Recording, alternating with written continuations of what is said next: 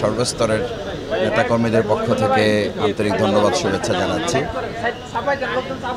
আমিরে জামাত আজকে নানান কারণে তার দেশে ফিরে আসাটা অত্যন্ত তাৎপর্যপূর্ণ। বাংলাদেশের রাজনীতিতে এখন একটা সময় আমরা অতিবাহিত করছি, যে সময়টা আমাদের দেশের আগামী ত্রয়োদশ জাতীয় সংসদ নির্বাচন, যেটা ফেব্রুয়ারিতে অনুষ্ঠিত হওয়ার কথা রয়েছে।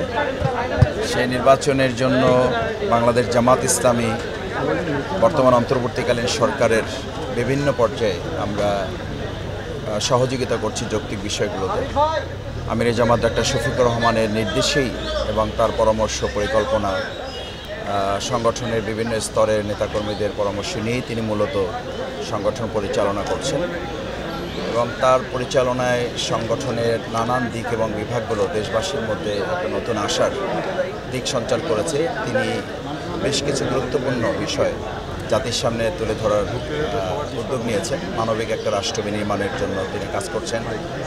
বাংলাদেশের সাথে বাংলাদেশের বাইরের রাষ্ট্রগুলো সম্পর্কের ক্ষেত্রে আমাদের বন্ধুত্ব থাকবে, কিন্তু আমাদের কোনো প্রভুত্ব থাকবে না। এই প্রসঙ্গটি তিনি দেশের বাইরের বিভিন্ন রাষ্ট্রগুলোর সাথে কথা বলার চেষ্টা করেছেন।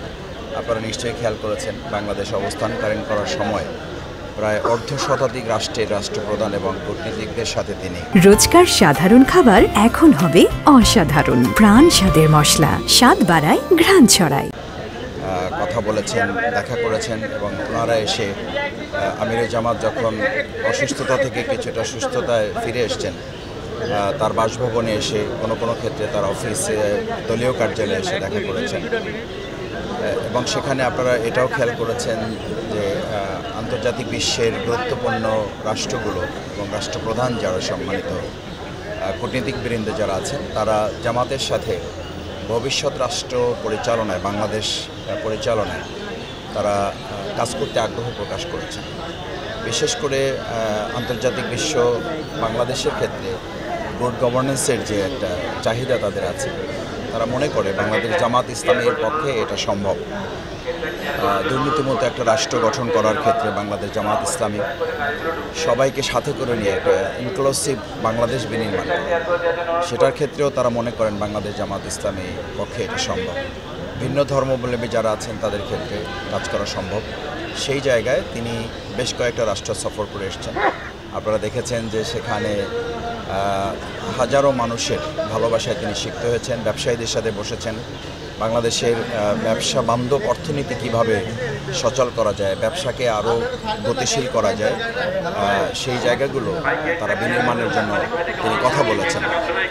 আমরা আশা করি সমস্ত বিষয়গুলো সামনে রেখে দেশে ফিরে এসে এখন যে রাজনৈতিক কিছুটা সংকট আমাদের সামনে, আমরা সংকট বলি এই কারণে যে জাতীয় ঐক্যমত্য কমিশনে আলোচনার পর বেশ কিছু বিষয় জাতির মধ্যে প্রত্যাশা তৈরি হয়েছিল, গণভোট, এই সমস্ত বিষয়গুলো সামনে রেখে এখন যে কিছুটা ক্রাইসিস চলছে, আমি এবং দেশবাসী আমরা সবাই মনে করি আমিরে জামাত দেশে এসে এ সমস্ত বিষয়ে ভূমিকা পালন করলে এবং দেশবাসীকে সাথে নিয়ে আমরা একসাথে কাজ করলে একটা সুষ্ঠু সমাধানের রাস্তা, এক সপ্তাহ সময় আমরা যেটা অন্তর্বর্তীকালীন সরকারের কাছ থেকে শুনেছি, আমি মনে করি তার চেয়ে কম সময়েও আমরা এর একটা সহজ রাস্তা বের করা সম্ভব হবে। কারণ জামাত ইসলামীর পক্ষ থেকে অন্তর্বর্তীকালীন সরকারের আগেও আমরা গতকাল অন্তর্বর্তীকালীন সরকার বলেছে, আর বাংলাদেশ জামাত ইসলামীর নায়েবে আমিরে জামাতের ডাক্তার শফিকুর রহমান আমিরে জামাত, ওনার পরামর্শ এবং নির্দেশনার সামনে রেখে ডাক্তার আব্দুল্লাহ মোহাম্মদ তাহের উনি আরও আগে একই আমন্ত্রণ জানিয়েছেন যে রাজনীতিবিদরা আমরা বসে এটার সুষ্ঠু সমাধান আমাদের বের করা সম্ভব। আমি মনে করি আমিরে জামাতের এই ফিরে আসার মধ্যে দিয়ে বাংলাদেশের বর্তমান রাজনৈতিক যে কিছুটা সংকট আমরা অতিক্রম করছি, এটার সুষ্ঠু সমাধান আমরা বের করতে পারি।